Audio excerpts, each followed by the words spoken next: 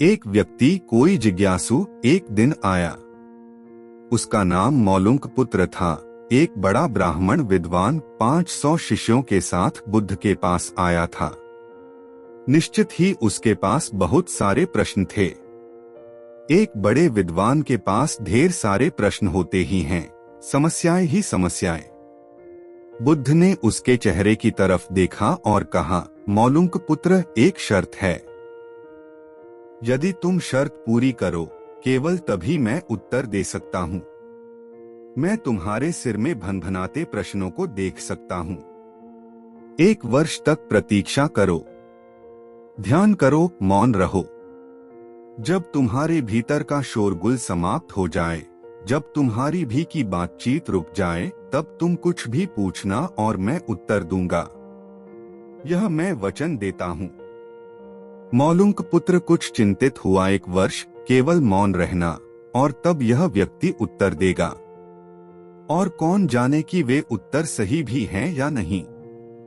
तो हो सकता है 1 वर्ष बिल्कुल ही बेकार जाए। इसके उत्तर बिल्कुल व्यर्थ भी हो सकते हैं। क्या करना चाहिए? वह दुविधा में पड़ गया। वह थोड़ा झिझक भी रहा था। ऐसी शर्त मानने में इसमें खतरा था। और तभी बुद्ध का एक दूसरा शिष्य सारिपुत्र जोर से हंसने लगा। वह वहीं पास में ही बैठा था, एकदम खिलखिलाकर हंसने लगा। मौलुंक पुत्र और भी परेशान हो गया। उसने कहा, बात क्या है? तुम क्यों हंस रहे हो? सारिपुत्र ने कहा, इनकी मत सुनना। ये बहुत धोखेबाज हैं। इन्होंने मुझे भी धोखा दिया।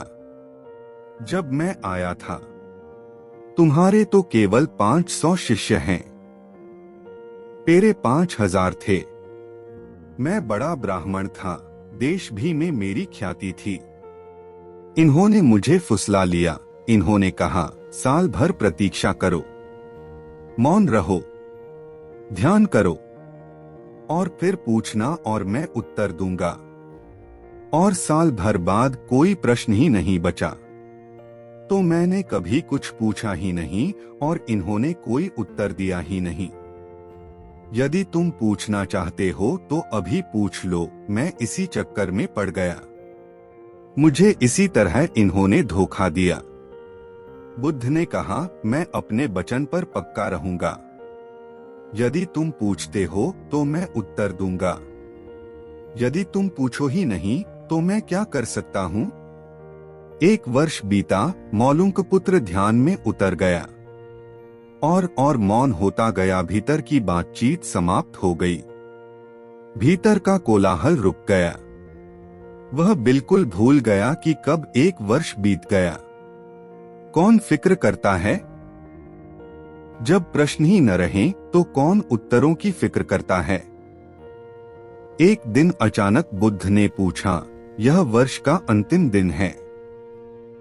इसी दिन तुम 1 वर्ष पहले यहाँ आए थे और मैंने तुम्हें वचन दिया था कि 1 वर्ष बाद तुम जो पूछोगे मैं उत्तर दूंगा। मैं उत्तर देने को तैयार हूँ। अब तुम प्रश्न पूछो। मौलुंक पुत्र हंसने लगा और उसने कहा, आपने मुझे भी धोखा दिया। वह सारिपुत्र ठीक कहता था। अब कोई प्रश्न ही पूछने के लिए नहीं रहा। तो मैं क्या पूछूं? मेरे पास पूछने के लिए कुछ भी नहीं है। असल में यदि तुम सत्य नहीं हो तो समस्याएं होती हैं और प्रश्न होते हैं। वे तुम्हारे झूठ से पैदा होते हैं, तुम्हारे स्वप्न, तुम्हारी नींद से वे पैदा होते हैं। जब तुम सत्य, प्रामाणिक, मौन, समग्र होता हो, वे तिरोहित हो जाते हैं। मेरी समझ ऐसी है कि मन की एक अवस्था है जहां केवल प्रश्न होते हैं और मन की एक अवस्था है जहां केवल उत्तर होते हैं और वे कभी साथ साथ नहीं होते। यदि तुम अभी भी पूछ रहे हो तो तुम उत्तर नहीं ग्रहण कर सकते। मैं उत्तर दे सकता हूँ लेकिन तुम उसे ले नहीं सकते।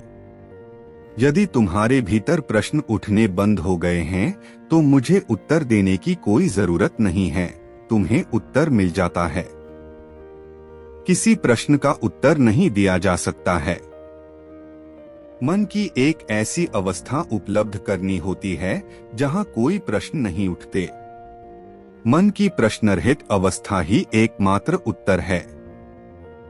यही तो ध्यान की पूरी प्रक्रिया है, प्रश्नों को गिरा देना, भीतर चलती बातचीत को गिरा देना। जब भीतर की बातचीत रुक जाती है तो ऐसा असीम मौन छा जाता है। उस मौन में हर चीज का उत्तर मिल जाता है।